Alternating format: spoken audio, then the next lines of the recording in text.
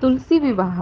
तुलसी विवाह कार्तिक शुद्ध द्वादशी से लेकर कार्तिक शुद्ध पूर्णिमा तक मुख्यतः द्वादशी के दिन करने की प्रथा सभी तरफ प्रशस्त है। तुलसी का शुभ विवाह सायंकाल के समय गोधूली के समय करना प्रशस्त माना गया है।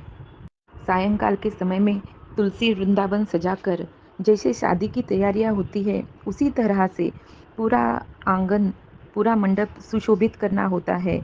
केली के खाम, आम की डलिया, कई जगह पे नारियल के टहनियाँ भी लगाते हैं, तोरण लगाए जाते हैं और मंडप सुशोभित कर कर वहाँ पर तुलसी का सर्व सौभाग्य अलंकार रखकर विधि विधान से तुलसी जी का शालिग्राम विष्णु का जो रूप है उनसे यथाविधि विवाह किया जाता है। स्कंद पुराण के वैष्णव खंड अध्याय 8 में यह श्लोक है, तुलसी काननम चैव गृहे यस्यावतिष्ठते तद्गृह्यं तीर्थभूतम ही नायन्ति यम किंकरा। जिस घर में तुलसी का पौधा, तुलसी का वन होता है, तुलसी वृंदावन होता है, वह घर एक तीर्थ के समान पवित्र होता है और उस घर में यमदूत को प्रवेश नहीं होता है। इसी श्लोक से हमें तुलसी जी का कितना महात्म्य है यह पता चलता है। आरोग्य की दृष्टि से भी तुलसी एक बहुत ही बहुउपयोगी पौधा है जो हर घर में पाया जाता है। तुलसी का घर में होने से घर के कई वास्तु दोष दूर हो जाते हैं। तुलसी को हरिप्रिया, श्री कृष्ण जीवनी, वृंदावती, श्रीदेवी, नंदिनी, लक्ष्मी, महालक्ष्मी ऐसे कई नामों से जाना जाता है।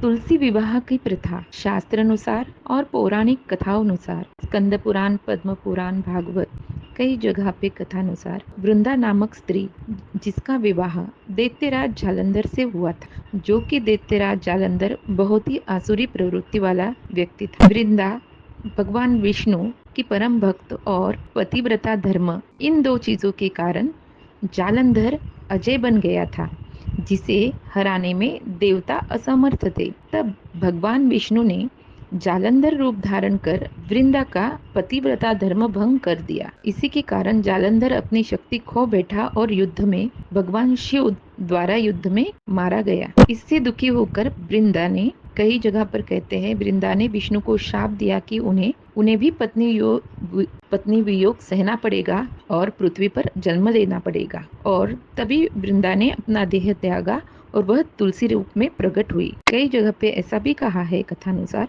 कि वृंदा ने भगवान विष्णु को पत्थर बन जाने का शाप दिया था, जिसके फलस्वरूप वे शालिग्राम रूप में पूजित हुए हैं। आत्मग्लानि ने भगवान विष्णु ने वृंदा को आशीर्वाद दिया था कि तुलसी रूप में हमेशा उनकी पूजा की जाएगी और विष्णु की कोई भी पूजा में तुलसी अगर ना हो तो वो फलद्रुप नहीं होगी। तो उनकी पूजा में तुलसी का अनन्य साधारण महत्व रहेगा। तभी से भगवान विष्णु को तुलसी अर्पण करते हैं। बगैर तुलसी के विष्णु पूजा संपूर्ण नहीं होती।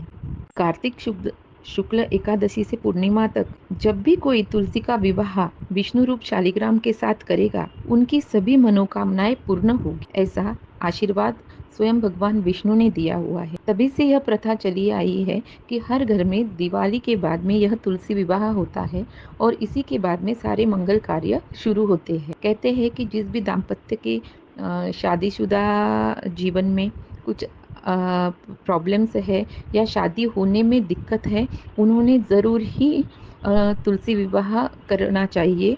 सौभाग्य अलंकार उसे अर्पित करने चाहिए। इससे अखंड सौभाग्य की प्राप्ति भी होती है और घर में आने वाली सारी नकारात्मकताएं दूर होती है और जहाँ विष्णु है वही लक्ष्मी स्थिर होती है। तो तुलसी को विष्णु स्वरूप मानकर उसकी भी पूजा करते हैं तो उस घर में विष्णु और लक्ष्मी सदैव के लिए स्थिर होते हैं।